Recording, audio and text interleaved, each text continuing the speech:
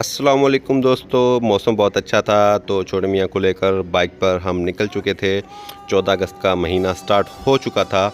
इसके लिए हमने पहले पेट्रोल डलवाया क्योंकि 14 अगस्त की भी शॉपिंग करनी थी और शॉपिंग करने के लिए ज़्यादा घूमना भी पड़ सकता था। तो जल्दी से पेट्रोल डलवाने के बाद आखिरकार हम बाज़ार में पहुँच चुके थे, जहाँ पर अगस्त के लिए बहुत ज़्यादा स्टॉल वगैरह मौजूद थे।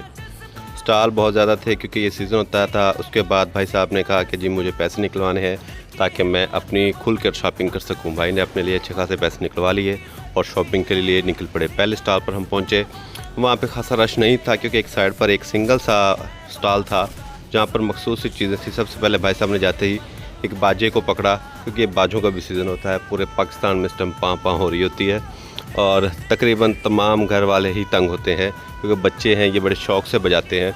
उसके बाद हमने इस स्टॉल को छोड़ा और आगे एक स्टॉल पर निकल चुके थे हम, जहाँ से कि जहाज़ वाला लाइटिंग वाला एक जो कहते हैं बैज ले लिया था हमने। ये बैज बहुत ही खूबसूरत लगता है, ख़ासकर रात में बच्चे बड़े शौक़ से लगाते हैं। इस बैज के अलावा भी और बहुत सी चीज़ें ये भाई साहब पसंद कर रहे थे। छोटे मियाँ ने बहुत ज़्यादा शॉपिंग करनी थी, इसलिए इन्होंने मुख्तलिफ़ चीज़ें लेना शुरू कर दी जी, झंडियाँ।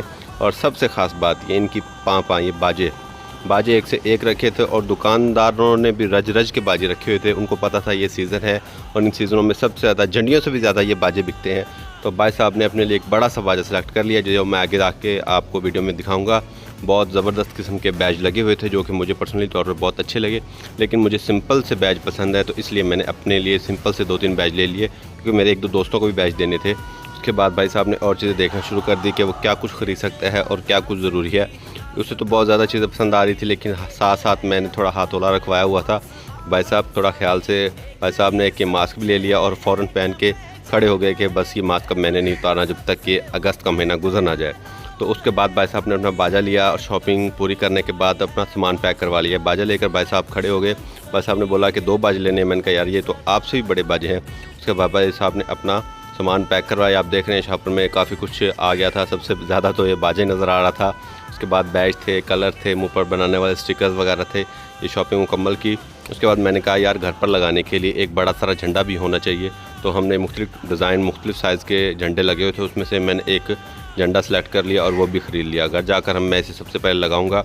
उसके बाद हमारी शॉपिंग मुकम्मल हो चुकी थी, हमने वापसी का इरादा किया, लेकिन जैसे जैसे टाइम गुजरता जा रहा था स्टॉल पर रश ज़्यादा बढ़ता जा रहा था। लोग अगस्त की शॉपिंग करना शुरू हो गए थे क्योंकि आज 4 तारीख हो गई थी और 14 अगस्त बिल्कुल नज़दीक रह गई थी।